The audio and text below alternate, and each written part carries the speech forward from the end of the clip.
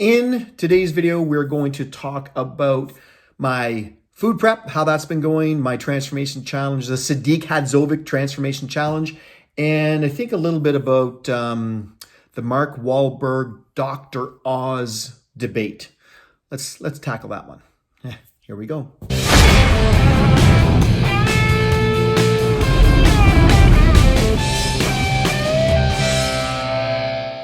Everyone knows that I am doing a transformation challenge.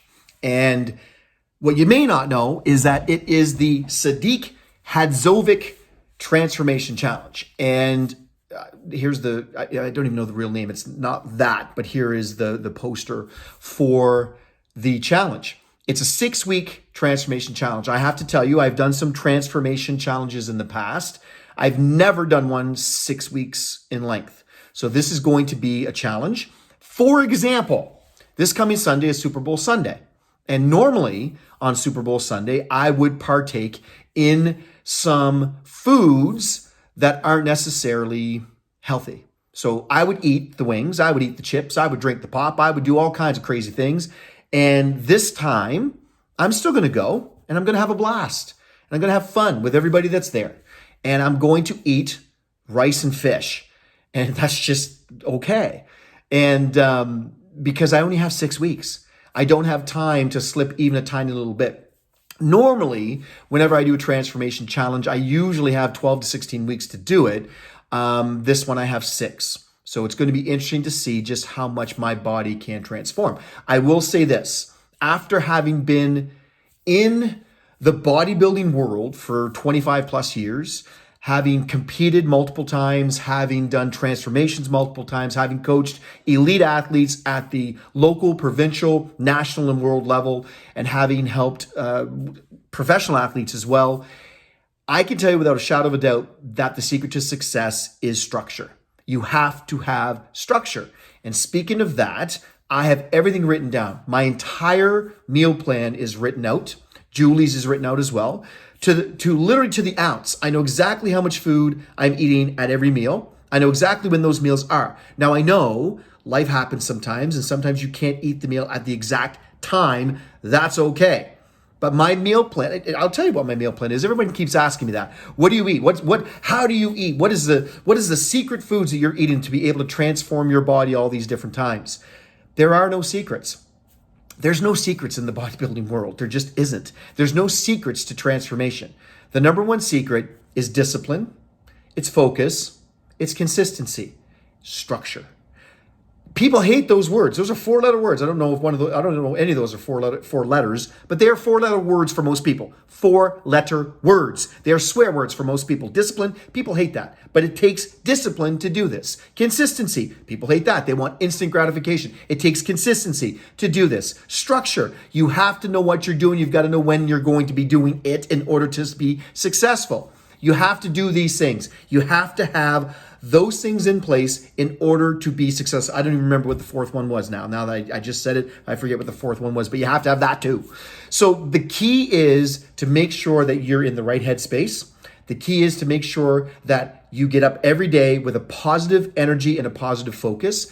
Fasted cardio. Let's talk about that just for a second, because there seems to be this ongoing debate everywhere. Is fasted cardio better than other types of cardio? Now, Coach Greg Doucette went on video yesterday and suggested that fasted cardio is not better than any other kind of cardio.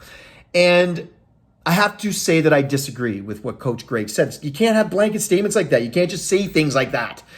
Do you burn more calories when you're doing fasted cardio first thing in the morning than if you do cardio post-workout?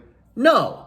Do you burn more calories any time of the day? If you do the same kind of cardio in the morning or in the afternoon or at night, you burn the same amount of calories. It doesn't make any sense. You would burn more calories. If you're doing the same, you're not going to burn more calories. That's not what I'm suggesting. When I suggest to my athletes or to my clients to start doing fasted cardio, it is for one reason and one reason only. It's for this. It's for the mental state. It releases those good endorphins first thing in the morning. It sets the tone for the day with a win. You get up in the morning, you do fasted cardio. You've already started the process of winning the day. That's why I suggest people do it. It's not because you burn more calories. It sets the tone for the day. And then if you miss the gym or if something happens and let's say you go to the gym, don't have the greatest workout in the world later that day, at least you got the fasted cardio in. At least you won that part of the day. I have found that 99.9% of my clients are more successful when I implement fasted cardio in their programs. Now, I don't do it out of the gate for anyone. I suggest it, but they can do cardio whenever they want. What I find is when someone hits a plateau or when someone hits a block or someone's stuck, if you introduce fasted cardio, say Monday, Wednesday, Friday, go downstairs, dust off that treadmill, get rid of those clothes that are on your gazelle, whatever it is. But if you start doing fasted cardio in your program, if you've hit a roadblock or hit a plateau, 99.9% of the time, you get better results. And I think it's because it sets the tone for the day. Your head is in a better place when you do fasted cardio. Enough about that. Let's talk about this ridiculous debate that's going on between Mark Wahlberg and Dr. Oz. First of all, my opinion of Dr. Oz isn't very high because this guy flip-flops more than anyone I've ever seen when it comes to everything that he preaches is the best thing ever. Here's these berries. Eat these berries. They're the greatest things ever. You'll lose weight. You'll feel like $1 million. Do this diet. Do this thing. Intermittent fasting is the greatest thing in the world. Everybody. No, that is not true. And I don't like blanket statements. I hate it when people come on and say, keto is the greatest. It's good for everybody. Everybody should do keto because of this. And here's intermittent fasting is the greatest thing now. Everybody should do it because of this. It's not true. Mark Wahlberg goes on to say that as an elite athlete, because he is an elite athlete, anyone that looks like that guy is an elite athlete. Anyone that does the workout routine and lives the life that he lives is on par with any elite athlete. He trains very, very hard, eats a balanced program, high protein, eating foods, doesn't believe in this supplement garbage. He believes in food. Food is your friend. Eat the food. I believe the same thing.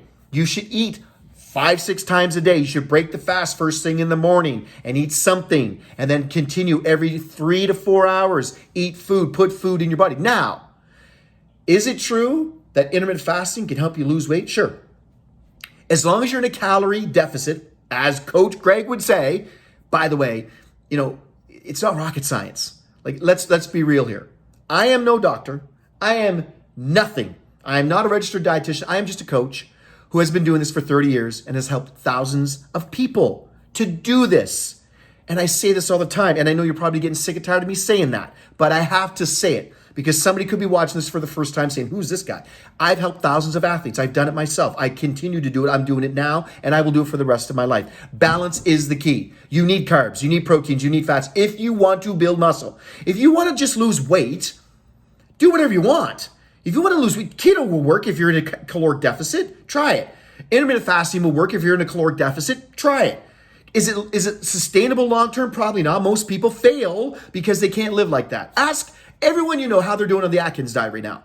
They'll say, what do you mean the Atkins diet? I'm not on the Atkins. Exactly. But you probably were. Everybody was on the Atkins diet. And then they weren't. And now it's called the keto diet. It's the same damn thing. So don't buy into that stuff. It is all about balance. You need the carbs. You need the fats. You need the proteins. You need them in balance. You need more vegetables. You need to drink more water. Is drinking water good for you? Yes. Is eating more vegetables good for you? Yes.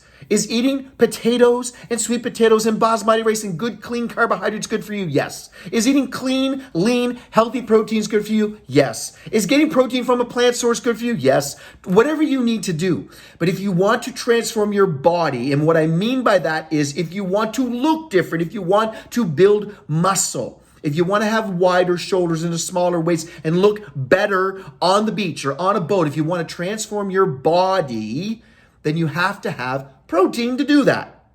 You have to have carbohydrates to fuel the recovery, to fuel the workouts. That is a fact. But if you want to just lose weight, you can lose weight. I can help anyone lose weight. As long as you're in a caloric deficit, you can lose weight. It's that simple.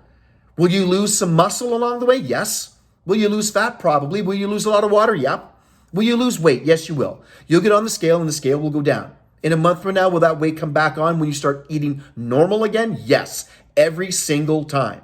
That's why I preach balance. So on to what I'm doing. I am doing the Sadik Hadzovic, what did I say? Sadik Hadzovic Transformation Challenge.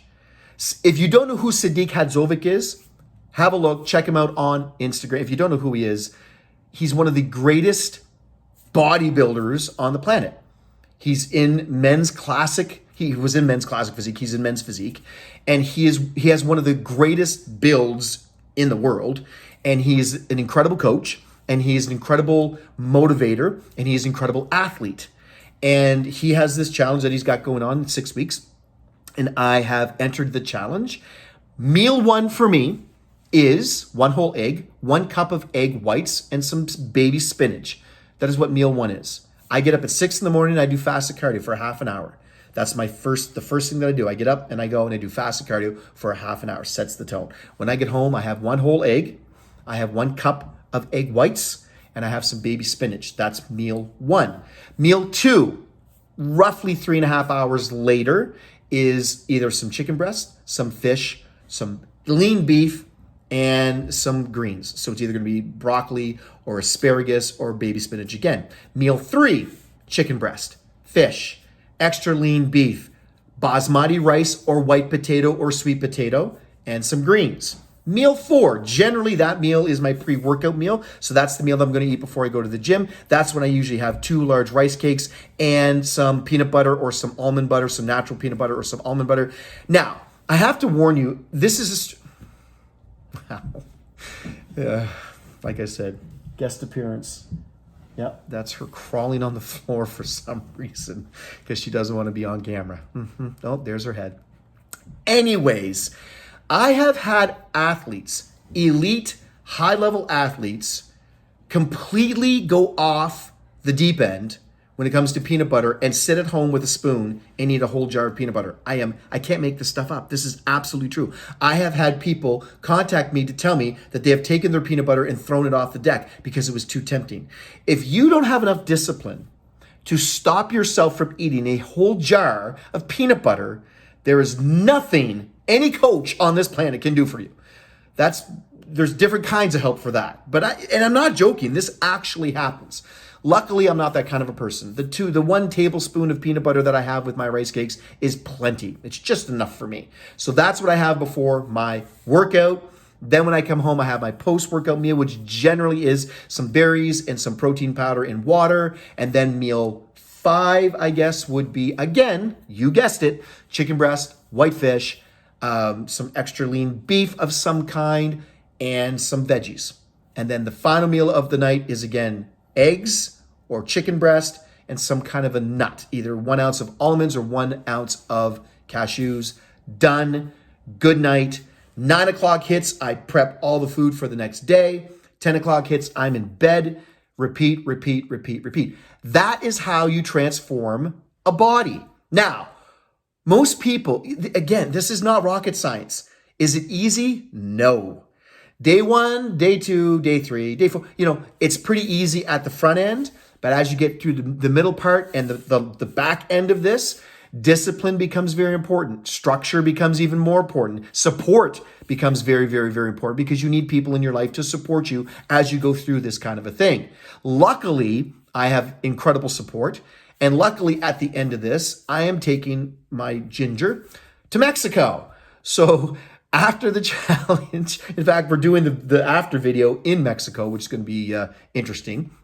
But the good thing is about Mexico, those of you who have been to those all-inclusive resorts, they have a ton of food that I can actually eat while I'm still on my program because they have chicken breast, they have rice, they have all kinds of good, healthy foods. They've got lots of greens, lots of fruits, lots of vegetables, and all kinds of food for her that she's going to love. And we're going to have a blast down in Mexico. So that's at the end of this 6-week transformation. The cool thing is I'm doing this while there's a lot of stuff going on. So I really want to do this to prove a point to people who say I'm too busy or I travel or I got things. I'm traveling for the last week. I'll be at a work conference for the whole week. So there's some challenges there, but I'm already working to get around those kinds of challenges to make sure that my food is there and ready to go and that I have a place to prep my food. So that is in the works. So where there's a will, there's a way. So again, day 1 was a success. Day 2 is a success. Onward and upward. Thanks for tuning in, guys. If you've got questions, Send them to me. If you got comments, send them to me. One of these days, I will put together all the questions that I've received and do a Q&A for you all, because there's a lot of people that have questions for me, and I will answer them on here for you. So thanks for tuning in. Take care, guys.